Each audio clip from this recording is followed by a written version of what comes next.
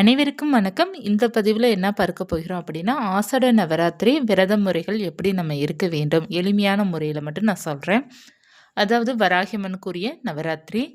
இந்த நவராத்திரி வந்து எப்போது வருது அப்படின்னா, ஜூன் மாதம் 26ஆம் தேதியிலிருந்து தொடங்கி, ஜூலை மாதம் 4ஆம் தேதி வரை இருக்கு. 26/6/2025 டு 4/7/2025 வரை இருக்கின்றது. மொத்தம் 9 நாள் வந்து நவராத்திரி கொண்டாட்டம் இருக்கும். 9 நாட்கள் வந்து எளிமையாக விரதம் இருந்து வழிபாடு செய்யும் முறைகள் பார்க்கலாம். விரதம் இருப்பதற்கு நம்ம கலசம் வைத்தா தான் விரதம் இருக்கணுமா? இல்ல படம் வைத்தா தான் நம்ம விரதம் இருக்கணுமா? சிலை இருந்தா தான் விரதம் இருக்கணுமா? அப்படிங்கிறதெல்லாம் இல்ல. வராகி அன்னைக்குன்னு நம்ம ஒரு தீபத்தை ஏற்றி வைத்து நம் விரதம் இருந்து வழிபாடு செய்யணும் அப்படின்னு விருப்பப்பட்டோம் அப்படின்னா, நம்ம எளிமையாக விளக்கேற்றி வைத்து கூட நம்ம விரதம் இருக்கலாம். கலசம் வைத்து வழிபாடு செய்பவர்களும் விரதம் இருந்து வழிபாடு செய்யலாம். அதே போல படமும் சிலையும் தான். விரதம் இருந்தும் வழிபாடு செய்யலாம் அல்லது நீங்க பூஜைகள் மட்டும் கூட செய்யலாம். அது உங்களுடைய சௌகரியத்தை பொறுத்து. அதாவது உடல்நிலை எப்படி இருக்குது, உங்களுக்கு 9 நாள் விரதம் இருக்க முடியுமா? அப்படி இல்லைன்னா நமக்கு பஞ்சமி திதி வரும் பார்த்தீங்களா நடுவில், அந்த பஞ்சமி திதியில் மட்டும் நீங்கள் விரதம் இருந்து வழிபாடு செய்யலாம். விரதம்ங்கிறது பார்த்தீங்கன்னா நமக்கு முடியுது அப்படின்னா விரதம் இருக்கலாம். அப்படி இல்லை அப்படின்னா நீங்கள் பூஜைகள் மட்டும் சிறப்பாக செய்தாலே போதும், நல்ல பலன் உங்களுக்கு கிடைக்கும். இப்போ விரதம் இருக்கணும்னு நினைப்பவர்களாம் எப்படி நம்ம விரதம் இருக்கணும் அப்படின்னா, காலையில் 6 மணிலேருந்து மாலை 6 மணி வரை கணக்கு வச்சுக்கோங்க. அல்லது நீங்கள் இரவு 8 மணி வரை, ஏன்னா நவராத்திரி பூஜைங்கிறது பார்த்தீங்கன்னா இரவு நேரம் நீங்கள் கொண்டாடுற பழக்கம் இருக்கும். அதனால் பார்த்தீங்கன்னா மாலை ஒரு 7 8 மணிக்கு நீங்கள் விரதத்தை நிறைவு செய்கிற மாதிரி இருக்கும். ஏன்னா பூஜைகள்லாம் முடிக்க ஒரு 1.5 மணி நேரம் 1 மணி நேரம் ஆகும் பார்த்தீங்களா. நீங்கள் மாலை 6 மணிக்கு ஸ்டார்ட் பண்ணுறீங்க பூஜை அப்படின்னாலும் ஒரு 7:30 8 ஆகிடும். ஸோ அதற்கப்புறம் நீங்கள் பூஜை நிறைவு செய்துட்டு நீங்கள் விரதத்தை நிறைவு செய்யலாம். அதனால் காலை 6 மணி நீங்கள் கணக்கு வச்சுக்கோங்க. தினமும் அதே ப்ரொசீஜர் தான். நீங்கள் காலையில் சீக்கிரமாக எழுந்திரிச்சிடணும். சூரிய உதயம் ஆரம்பிக்கிறதுக்கு முன்னாடி எழுந்திரிச்சிக்கோங்க. எழுந்திரிச்சிட்டு தலைக்கு குளிங்க. முதல் நாள் கட்டாயமாக தலை குளிங்க. இப்போ வந்து சைனஸ் பிரச்சனை இருக்குது அப்படிங்கிறவங்க மட்டும் ஒரு நாள் விட்டு ஒரு நாள் தலை குளிங்க.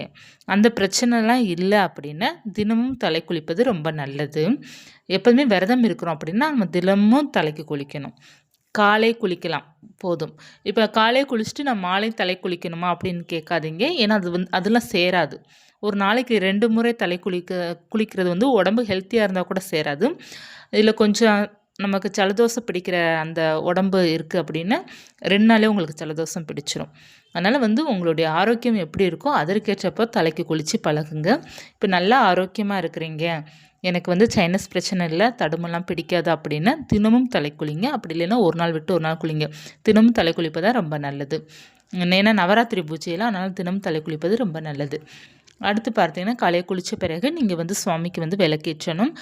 தினமும் வந்து வாசலில் வந்து கோலம் போட்டுருங்க. காலை மாலை 2 வேளையும் கோலம் போடுங்க. சின்ன கோலமாக போட்டால் கூட போதும்.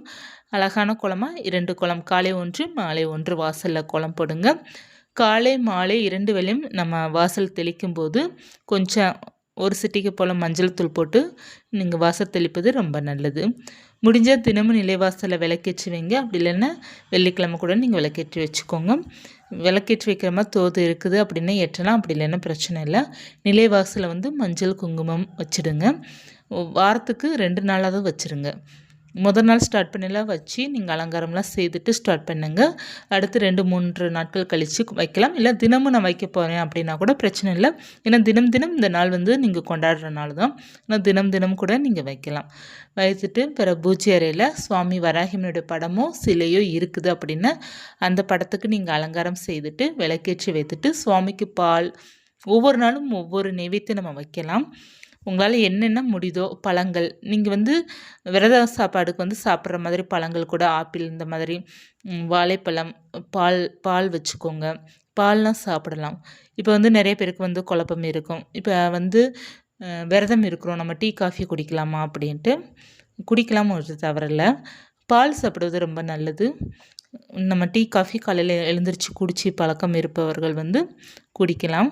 எதற்காக விரதம் இருக்கும்போது டீ குடிக்கக்கூடாதுன்னு சொல்லுவாங்க அப்படின்னா, நமக்கு வந்து இந்த அல்சர் இந்த மாதிரி லைட்டாக எதாவது ஃபார்ம் ஆகிடும் அப்படிங்கிறதுக்காக. ஏன்னா ஸ்டொமக் பெயின் எதாவது வந்துடும் அப்படிங்கிறதுக்காக தான் காலையில் வந்து விரதம் இருக்கிறவங்களாம் காலையில் டீ காஃபிலாம் குடிக்கக்கூடாதுன்னு சொல்லுவாங்க. மற்றபடி வந்து குடிக்கிறனால எந்த தவறும் கிடையாது.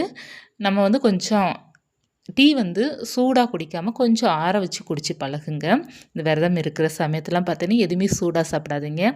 ஏன்னா நம்ம வந்து விரதம் இருக்கும்போது பட்டினியாக இருப்போம். அந்த நேரம் வந்து அளவுக்கு அதிகமாக அந்த சூடு உள்ளே போக நமக்கு வந்து வயித்துல புண்ணு வந்துடும். இந்த விரதம் இருக்கிற சமயத்தில் ஃபுல்லாக பார்த்தீங்கன்னா அதற்காக தான் நம்ம அதிகமான காரமான உணவும் சூடாகவும் சாப்பிடக்கூடாது அப்படிங்கிறது சொல்கிறதுக்கு அதான் காரணம். அதனால தான் டீ காஃபி விரதம் இருக்கும்போது குடிக்கக்கூடாது அப்படிங்கிறது சொல்கிறதுக்கு காரணம் இதுதான். மற்றபடி வேறு எந்த காரணமும் இல்லை. நம்ம தாராளமாக குடிச்சுக்கலாம்.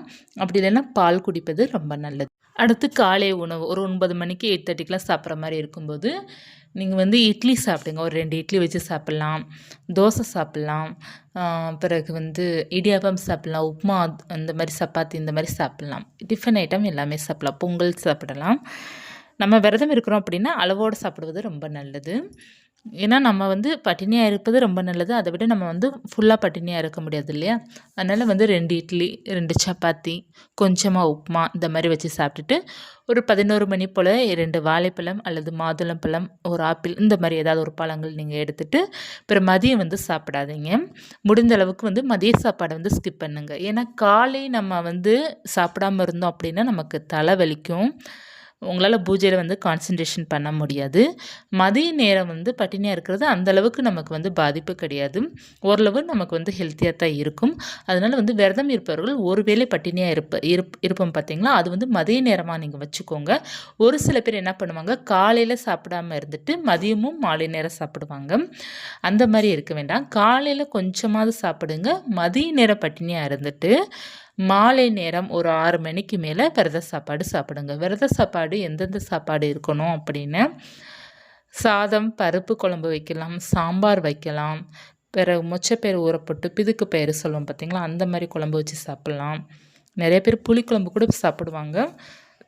புளி சேர்க்காமல் ஏதாவது நம்ம குழம்பு வைக்கிறத வைத்து சாப்பிடலாம். அந்த பட்டாணி குழம்பு இந்த மாதிரிலாம் இருக்கும் பார்த்தீங்களா, அந்த மாதிரி குழம்பு வகைகள் வைத்து நம்ம சாப்பிடணும். பொரியல் வைக்கலாம். இதில் நம்ம சமைக்கக்கூடாத உணவுகள் பார்த்தீங்கன்னா 9 நாளும் நவராத்திரி கொண்டாட்டம் இருப்பதனால கீரை, முட்டை, அப்புறம் கசப்பான உணவு பாவக்காய் இந்த மாதிரிலாம் சமைக்கக்கூடாது. எப்போவுமே விரதம் இருக்கிறவங்களும் சரி, விரத சாப்பாடு ரெடி பண்ணுறவங்களும் சரி, இந்த 9 நாளும் அந்த வீட்டில் வந்து கசப்பான உணவு வந்து சமைக்கக்கூடாது. விரதம் இருக்கனால நான்வெஜ்ஜும் யாரும் எடுக்க போகிறது கிடையாது. ஸோ நான்வெஜ் இந்த மாதிரிலாம் அவாய்ட் பண்ணிடணும். அடுத்து பார்த்திங்கன்னா மாலை நேரம் நீங்கள் விரத சாப்பாடு வாழை இலை போட்டு சாப்பிடலாம். வாழை இலைக்கு தினமும் கிடைக்காதவர்கள் பார்த்தீங்கன்னா நீங்கள் விரதத்திற்குன்னு ஒரு தட்டு பிளேட் வாங்கி வச்சுக்கோங்க, ஒரு டம்ளர் வாங்கி வச்சுக்கோங்க. 9 நாளும் அதில் மட்டும் நீங்கள் சாப்பிட்ற மாதிரி பார்த்துக்கோங்க. ஏன்னா நம்ம தினமும் வந்து சாப்பிட்ற சாப்பாடு தட்டில் வந்து நம்ம சாப்பிடக்கூடாதுன்னு சொல்லுவாங்க. ஏன்னா நம்ம அதில் வந்து அசைவம் சாப்பிட்ருப்போம், எக்கு வச்சு சாப்பிட்ருப்போம். ஸோ அந்த தட்டில் வந்து நம்ம சாப்பிடக்கூடாது. தனியாக புதிதாக ஒரு தட்டு வாங்கி வச்சுக்கோங்க. அப்படி இல்லைன்னா வாழை இலை தான் ரொம்ப ரொம்ப பெஸ்ட்டு. விரத சாப்பாடுனாலே வாழை இலை தான் நமக்கு வந்து கண் முன்னாடி வந்து நிற்கிறது. ஆனால் நிறைய பேருக்கு வாழை இலை கிடைக்காது இல்லையா, அவங்களாம் நீங்கள் தனியாக ஒரு தட்டு வாங்கி யூஸ் பண்ணிக்கலாம். இப்படி தான் நீங்கள் வந்து தினமும் ஃபாலோ பண்ணணும். அடுத்து பார்த்தீங்கன்னா தூங்குறது. மதிய நேரம் தூங்கலாமா அப்படின்னு நீங்கள் ரெஸ்ட் எடுக்கலாம். மதிய நேரம் நேரத்தை வந்து கடத்தக்கூடாது.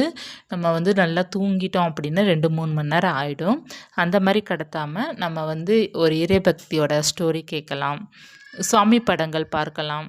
இந்த மாதிரி நீங்கள் வந்து ஆன்மீகத்திற்கு சம்மந்தப்பட்டது நீங்கள் என்ன வேணாலும் பண்ணிக்கிடலாம். மற்ற நம்ம வந்து இந்த சீரியல் பார்க்குறதோ, இந்த சினிமா படம் பார்க்குறதோ, இந்த மாதிரி நம்ம வந்து நேரத்தை வந்து கடத்தக்கூடாது. விரதம்ங்கிறது பார்த்திங்கன்னா நம்ம மனசாலையும் சரி, உடலாலையும் சரி கடவுளை மனசார நினச்சி வற்புறுத்தி நம்ம வந்து விரதம் இருப்பது. நம்ம வந்து நேரத்தை மட்டும் கடத்தக்கூடாது. இறைவனை மட்டும்தான் நம்ம நினைக்கணும். வராகிமனுடைய நாமங்கள் சொல்லலாம், இல்லைன்னா நல்ல விஷயங்கள் ஏதாவது நம்ம வந்து கேட்கலாம்.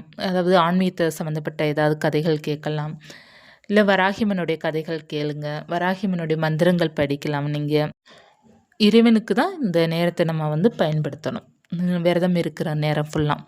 அடுத்து மாலை நேரம் பூஜை செய்துட்டு தூங்குறது வந்து பெட்டில் தூங்கலாமா அப்படிங்கிற டவுட் உங்களுக்கு இருக்கும். அதாவது பார்த்திங்கன்னா பெட்டுங்கிறது சொகுசான வாழ்க்கை. நமக்கு விரதம் இருப்பது பார்த்திங்கன்னா நம்ம வந்து மனசையும் உடலையும் வற்புறுத்தி நம்ம பண்ணுறதான் விரதம். நம்ம வந்து பெட்டில் வந்து யார் தூங்கலாம் அப்படின்னா இந்த முதுகு வலி ரொம்ப எப்படி சொல்கிறது, ஹெல்த் இஷ்யூஸ் இருக்கும் பார்த்தீங்களா, அவர்கள் மட்டும் பெட்டில் தூங்கிக்கோங்க. மற்றவர்கள்லாம் ஒரு பாய் விரித்து அதில் வந்து போர்வையோ பாயோ விரித்து நீங்கள் கீழே படுத்து தூங்குவது தான் ரொம்ப நல்லது. பெட்டுங்கிறது சொகுசு சரிங்களா, அந்த சொகுசானா நம்ம அந்த பெட்டில் படுக்கக்கூடாது. விரதம் இருப்பவர்கள் உடல் வந்து கொஞ்சம் பாதிப்பில் இருக்குது அப்படி இருக்கிறவங்க மட்டும் நீங்கள் பெட்டில் வேணால் தூங்கிக்கோங்க. குழந்தைங்களுக்கு ஃபீட் பண்ணுறவங்க, குழந்தைங்களுக்காக இருக்கிறவங்க வந்து பெட்டில் தூங்கிக்கோங்க. மற்றவர்கள் எல்லாருமே நம்ம வந்து தரையில் படுப்பதான் ரொம்ப நல்லது. அதிகமாக வயதானவர்கள் இருக்கிறீங்க அப்படின்னாலும் தூங்கிக்கோங்க. ஏன்னா கீழே படுத்து எழுந்திரிக்க முடியாது. விரதம் இருப்பவர்கள் 9 நாளும் பார்த்தீங்கன்னா ரொம்ப வராகியம்மனை மனசில் பிரார்த்தனை பண்ணிவிட்டு உங்களுடைய பக்தியை வந்து நீங்கள் வந்து ரொம்ப சிறப்பாக நீங்கள் உங்களுடைய வெளிப்படுத்துகிறீங்க அப்படின்னா உங்களுடைய வேண்டுதல் சீக்கிரமாக நிறைவேறும். உங்களுடைய பக்தி எந்த அளவுக்கு உண்மையாக இருக்குதோ அந்த அளவுக்கு பார்த்தீங்கன்னா உங்களுடைய வேண்டுதல் சீக்கிரமாக நிறைவேறும். அதற்காக நமக்கு பக்தி இருக்குது அப்படின்ட்டு ரொம்ப பட்டினியாக இருக்கணும், ரொம்ப இது இருக்கணும்லாம் அவசியம் இல்லை.